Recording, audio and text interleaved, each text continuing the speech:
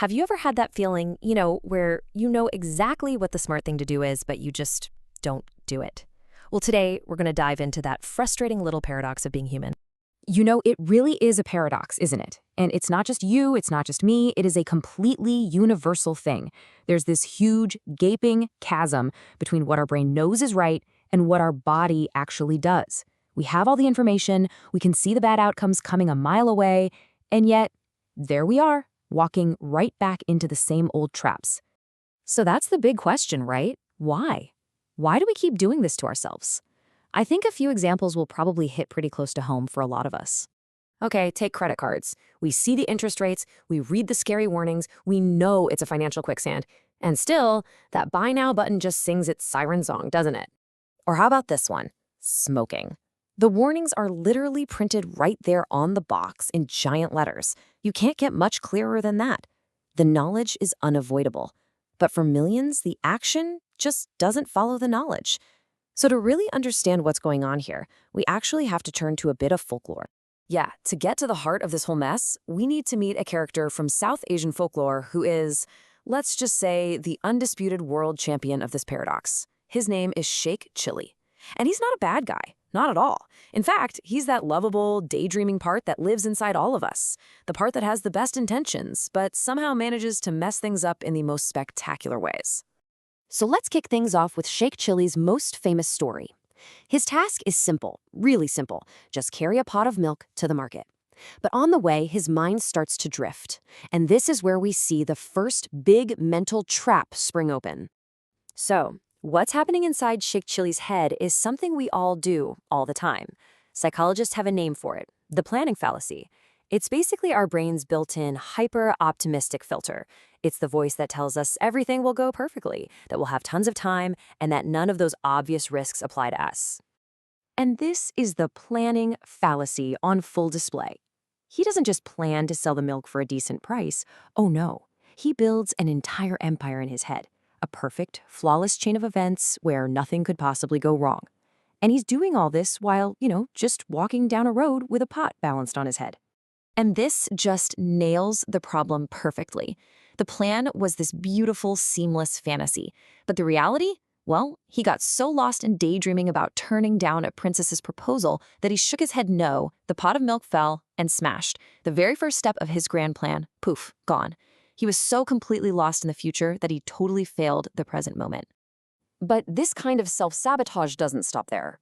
There's another story that gives us maybe the most powerful metaphor for this kind of behavior, literally sawing off the very branch you are sitting on. So in this one, our guy climbs a tree for some mangoes. And to get them more, let's say, efficiently, he decides to cut the branch, the one he is sitting on, between himself and the trunk of the tree.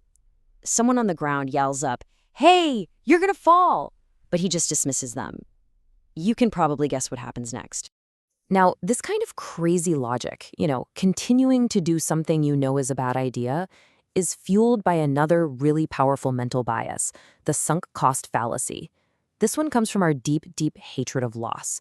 It's that irrational little voice in our head that says, you can't waste what you've already put in, even if putting in more is just going to make things way worse. Come on, we have all been here. You're 30 minutes into a truly terrible movie. The rational part of your brain is screaming, just leave. Your time is valuable. Go do literally anything else. But then that sunk cost voice whispers, but you've already invested 30 minutes. You can't just waste it. And so you double down on a bad decision and end up wasting another hour of your life. And that's the whole thing right there. Sawing the branch is exactly like sticking with that bad movie. For some reason, psychologically, it feels way more painful to admit our first decision was wrong, that climbing this specific branch or picking this movie was a mistake, than it does to just keep going down a path that is clearly, obviously, leading to a disaster.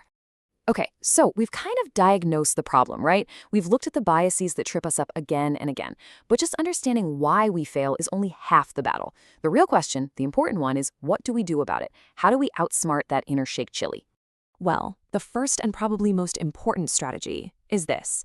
Stop trying to rely on willpower. It's a total myth that we have an endless supply. Willpower is a limited resource. It's like a muscle that gets tired. So instead of just trying to try harder, the much smarter move is to build systems that make the right choice the easy choice. People call this designing your environment or choice architecture. And it is so simple, but it is so effective.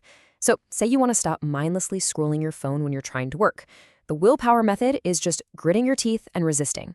The design method, put your phone in another room. Boom! You've just made the bad choice really hard and the good choice actually focusing the default. All right, tool number 2 is something called metacognition.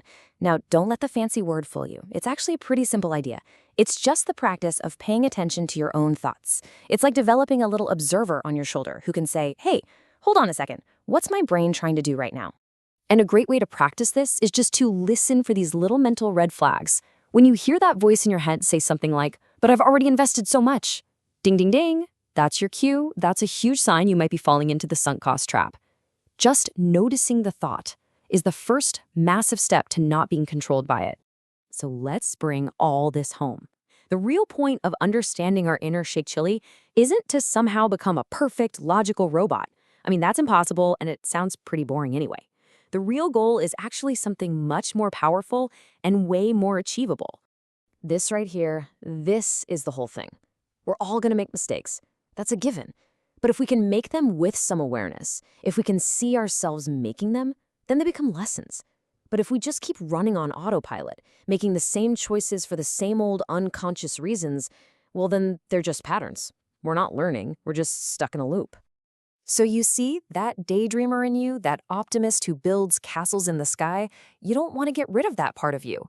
That's where all the good stuff like creativity and ambition comes from. The real trick is just to recognize when that guy has grabbed the steering wheel at exactly the wrong moment. Like, when you're supposed to be carrying the milk.